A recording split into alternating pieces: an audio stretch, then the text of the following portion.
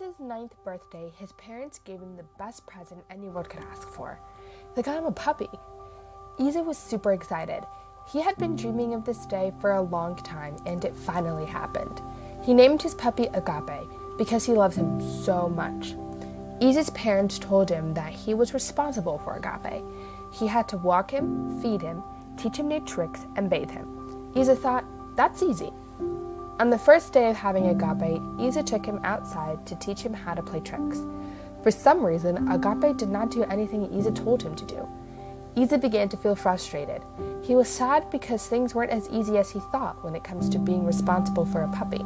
No matter what Isa tried, he could not handle Agape. Out of frustration, Isa went to his room and slammed the door. Maybe Jayce and Faith can help me come up with a plan to get rid of Agape, Isa thought. Isa ran to his desk, grabbed his walkie-talkie, and said, "Alert, alert! This is not a drill, people. I need you here stat. This is a code red." Faith and Jayce ran from their house to Isa's house, which was 2 houses down.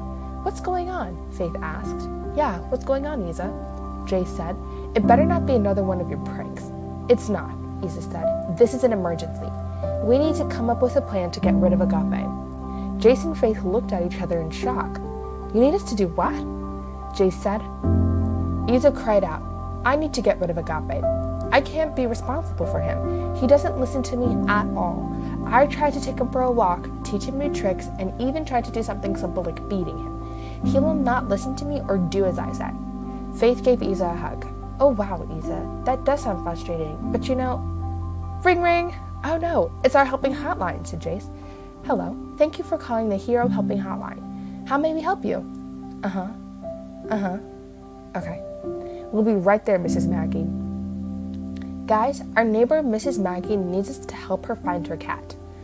Right now is not a good time," said Faith. "Isa needs our help." "I know, but we promised our neighbors at their moment in need we'll be right there to give a hand," said Jayce. "It's okay, Faith. Jayce is right," Isa said. "We can figure out a plan to get rid of Agape as soon as we get back." "Okay, if you say so," said Faith. 1, 2, 3. Let's help our community," they all chanted. "Mrs. Maggie, we have arrived to help you find your cat in the nick of time," shouted Isa. "Oh my, thank you, children," said Mrs. Maggie. "This old lady just doesn't have the energy to look around the neighborhood like I used to."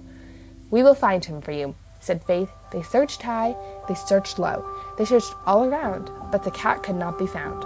All of a sudden, Jayce had an idea. "Hey guys, do you remember the story of Joseph?" Yeah, said Isa. "What about it?" said Faith. "Remember when Joseph was imprisoned and he told the baker and the butler about their dreams?" said Jayce. Said Isa and Faith. "Well, the butler had told Joseph that he would remember him," said Jayce. "However, it took some time before the butler told Pharaoh about him. Joseph loved God so much that he knew he would eventually get out, but he had to wait patiently and trust God." See, Joseph's interpretation was God setting things up for Joseph, and the waiting was God putting things in place for his freedom and his future. "Okay, so this is a nice story and all, but what does this have to do with Mrs. Maggie's cat?" said Faith. "Well, maybe the cat will come back if we set out some of the cat's favorite treats. Wait patiently and trust that God will do the rest," said Jayce. "I don't know if that will work," Isa said. "Just have faith." No pun intended, Jayce said. So they put out some treats, prayed, and waited. "Meow," said the cat. Isa, Jayce, and Faith all looked at each other in shock. "She came home," said Faith. "You were right, Jayce. All we needed was patience and to trust God." "Look, Mrs. Maggie, your cat came back," said Isa. "Oh, look, he sure did," said Mrs. Maggie. "I never doubted that you kids would get the job done. Thank you." Isa, Jayce, and Faith went back to Isa's house. "I still can't believe your plan worked, Jayce," said Faith. "But you know, Isa, it made me think that maybe you could apply the same lesson with Agape. Maybe if you're patient with him and trust that God will do his part, you'll eventually be able to do all the things you want with Agape without being frustrated." "Oh wow, Faith, you are absolutely right," said Isa. "From this point on, I will be patient and more loving towards Agape." Family discussion. Number 1. What does agape mean?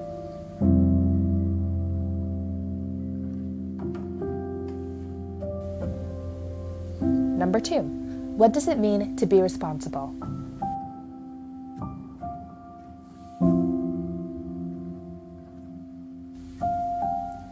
Number 3. What lesson was Jayce trying to teach Isa and Faith?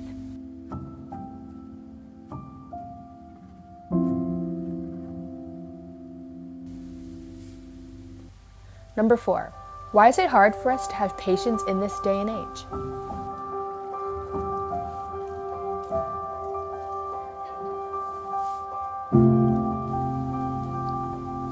Number 5. What are some things that you need to work on having patience with?